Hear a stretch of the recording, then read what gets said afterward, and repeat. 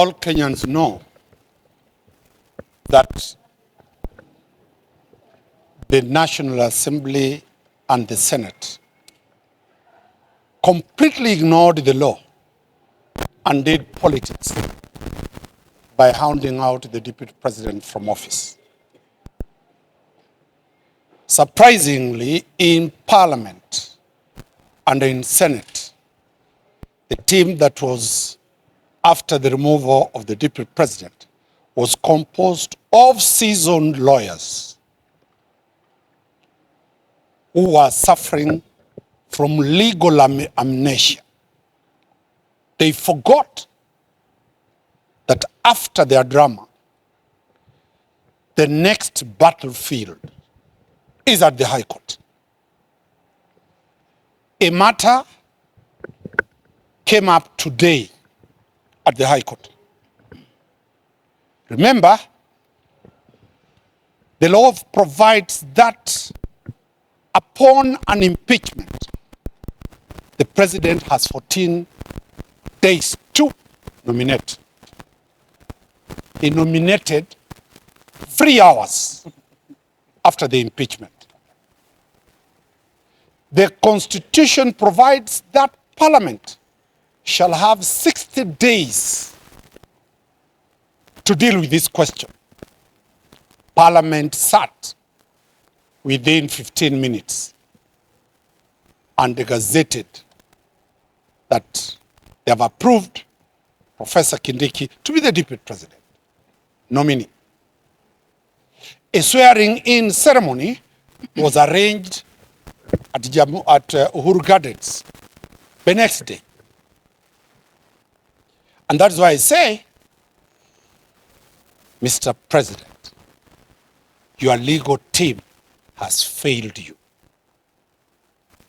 You are finding yourself in a crisis created, masterminded by incompetent legal advisors surrounding the head of state.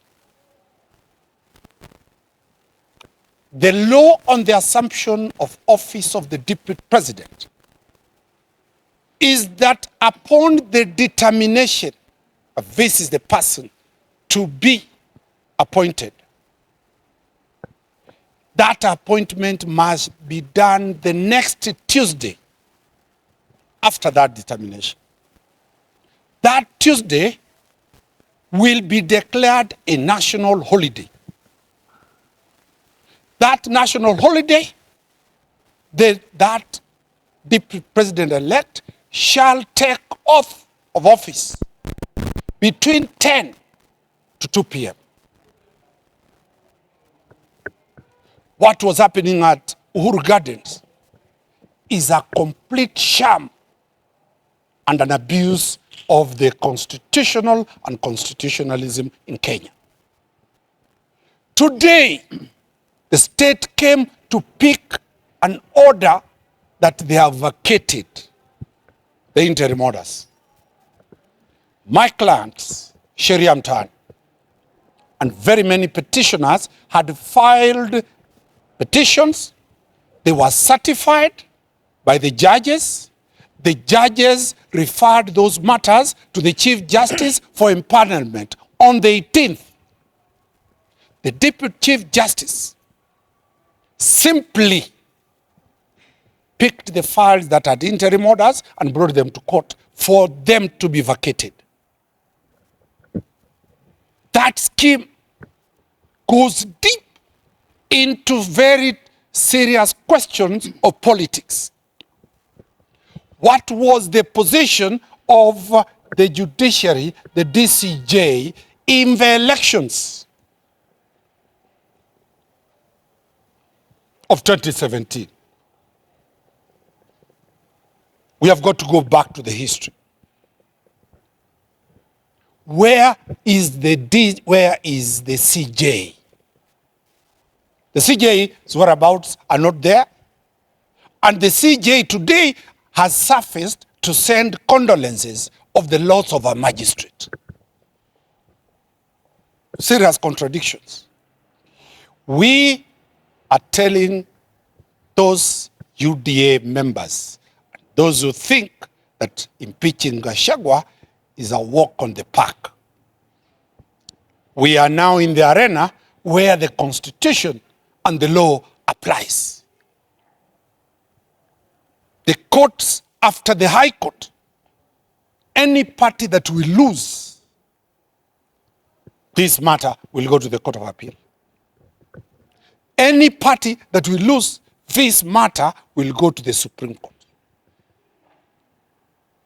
And I'm telling Kenyans, the deputy president shall be in office until around March 2027, when they will part away and each will form a political party to contest the elections of 2027.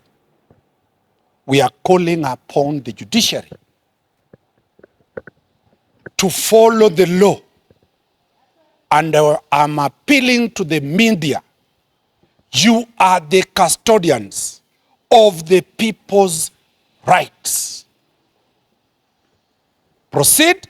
We have information. An application is supposed to be done to gag the media that this matter is of national security question. My good friend, Senator Manzo, will deal with that. We shall protect the freedom of the media to air everything. There is no national security question. We will be very ready, alert to defend Rigiji.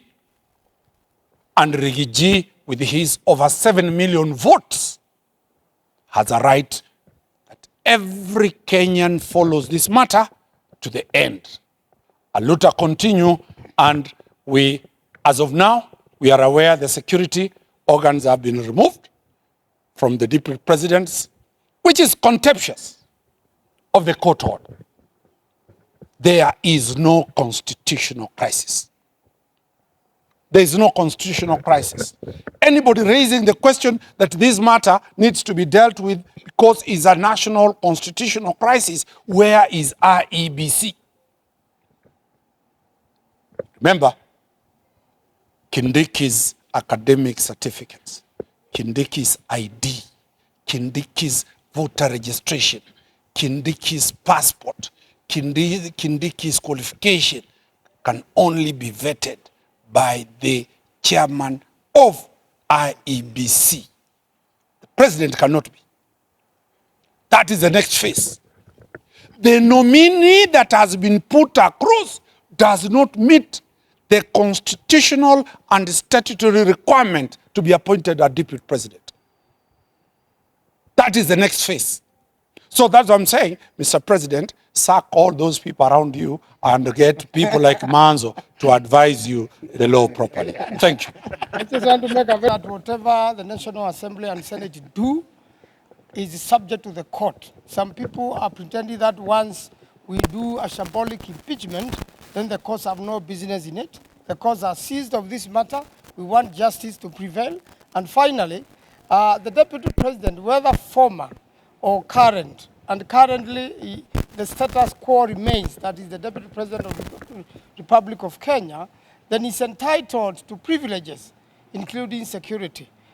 Even for former deputy president or for former vice presidents, those privileges are there, and if security is paramount, it should be returned with immediate effect. I thank you. Ladies and gentlemen, mine will be very brief. And I want to say that today I've learned a lot, and there's a difference between being a law academia and practicing the law. Actually, I want to say that it's important for people to understand this, and as a young person and as a young leader in this country, it is important for us to follow what is happening, because there's been a lot of violation of our constitution. There's a lot of unlawful engagement in this country, and we want to follow good examples, and people who have, the rule of the law at their fingertips. So I want to appreciate you, Senator Manzo, and other people who have stood at the bench since morning, actually to see that we are actually getting getting the light of the day. And I want to say that I'm not even a law person or in matters of the law, but I know for a fact that not in the matters of academia that Professor Kithure Kindiki does not qualify, but in the matters of what is provided by our constitution, that he must